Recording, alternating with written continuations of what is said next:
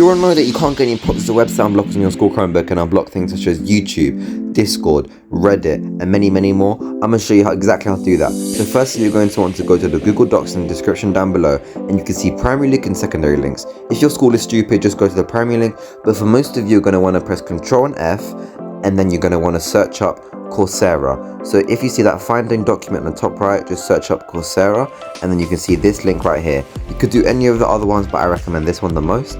And then press on it, and then it will say connecting to server, and then bring you to this website right here. When you get brought to the website, you can see this, but for now you're going to want to go back to the Google Doc and scroll all the way to the top, and then copy the primary link right there. Press copy link, go back to it, and then just paste it right here, and then press open in browser. Don't press any of the other ones. So press open in browser, and it will bring you to this, and then you can see proxies under home right there, so you're just going to want to press that. And then when you press that, it will load, and then it will bring you to the proxy website right here with all of these different websites and different links. But for some of you, the first link won't work, so just press proxies if the first one is blocked. And then when you do that, it will bring you to the website, search up whatever you want, and yeah, thank